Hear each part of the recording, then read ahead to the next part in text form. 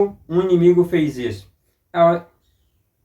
Um inimigo fez isso. Domingo, 23 de fevereiro. Esse é o nosso estudo de hoje.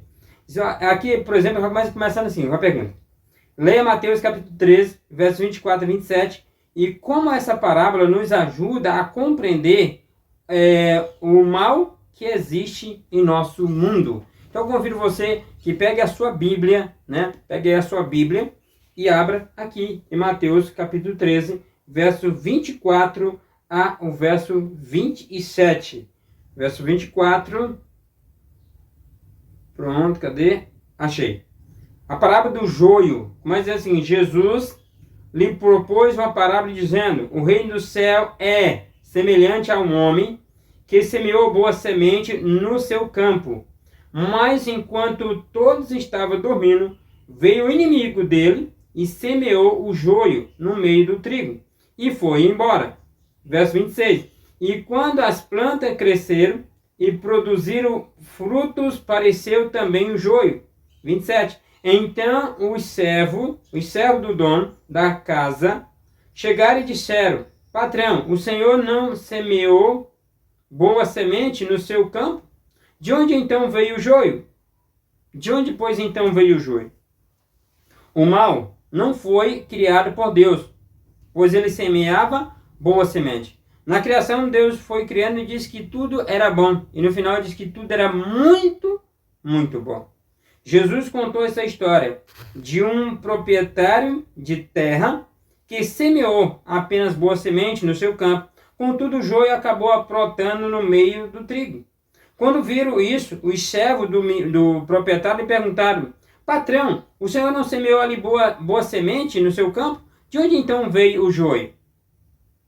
Essa pergunta é parecida com o que muitos fazem hoje em dia sobre o problema do mal. Se tudo que Deus criou era bom, por que existe o mal? Eu não sei se você já fez essa pergunta ou se alguém já perguntou para você: se Deus é bom, por que as pessoas sofrem? Por que Deus salva um e deixa outros morrer? Na queda, por exemplo, quando acontece um acidente. Às vezes uns morrem e outros vivem. Então Deus é bom para um e ruim para outro? Como entender isso, né? Mas nós entendemos o seguinte, aqui, por exemplo, continuando aqui, ó. Leia Mateus capítulo 13, versos 28 a 30. À luz da explicação de Cristo, no versículo 34 a 40, esses versos também esclarecem a natureza do conflito cósmico. Então vamos ver essa questão da natureza do conflito cósmico aqui no verso 28. Verso 28 diz: ele, né, Jesus, porém lhe respondeu: um inimigo fez isso. Um inimigo fez isso. Mas os servos lhe perguntaram: o Senhor quer que a gente vá e arranque o joio? 29. O dono da casa respondeu: não. Porque ao separar o joio, vocês poderão arrancar também com ele o trigo. Por que isso? Porque o trigo e o joio se parecem muito. Muito mesmo. Deixe que eu cresça junto até a colheita. E no momento da colheita, direi aos ceifeiros: ajunte primeiro o joio e amarre em feixe para ser queimado, mas ao trigo mas recolhe o trigo no meu celeiro, né? No meu celeiro, nós limos aí até o verso 30, Jesus explica aqui qual é o resultado da obra do inimigo. E aqui nós temos o verso 37 a 40, que é a explicação sobre isso. Jesus respondeu: o que semeia a boa semente é filho do homem, ou seja, Deus, o Jesus. O campo é o mundo, né? O mundo em que habitamos. A semente são os filhos do reino, né? Os joios são os filhos do maligno. O inimigo que semeou é o diabo. A colheita é o fim dos tempos e os ceifeiros são os anjos. Pois assim como o joio é colhido e jogado no fogo, assim será no fim dos tempos. Aí lembra até o verso 40. O que a gente entende é que um dia o mal vai ter fim. O inimigo plantou nessa terra, foi o inimigo que introduziu a semente do mal aqui na terra, ali, ao induzir Eva a comer do fruto proibido, e assim temos a origem do mal aqui na terra, mas ele começou lá no céu, lá no céu. É o que diz o livro de Apocalipse. Ó. Jesus explica que o mal é resultado da obra do inimigo. De um lado do conflito está Deus, que semeia a boa semente. Do outro lado está o inimigo, que semeia o joio. O dono do campo respondeu à pergunta de seu servo, dizendo: um inimigo fez isso.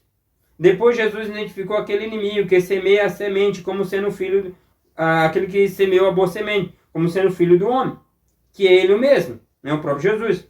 Além disso, explicou que o campo é o mundo em que vivemos, o planeta Terra. E que o inimigo que semeou o joio é o diabo. Com isso, Jesus decretou de maneira bastante explícita que existe um conflito cósmico entre o bem, entre ele e Satanás. Entre o bem e o mal. Por que existe o mal no mundo? O mal é resultado da obra do inimigo, né, do diabo, que se opõe ao dono do campo. Quem que é o dono do campo? Jesus. O inimigo fez isso. Uma resposta, no entanto, desperta a seguinte pergunta: o Senhor quer que a gente vá e arranque o joio? Em outras palavras, por que não acaba com o mal agora? Né? Por quê? Não. O Senhor respondeu: porque ao separar o joio, vocês poderão arrancar também com ele o trigo, desde que cresça junto até a colheita. Compare com Marcos 4, 29. De acordo com a parábola, Deus acabará com o mal, mas arrancá-lo antes do momento certo resultaria em danos colaterais irreversíveis que acabaria prejudicando também o bem.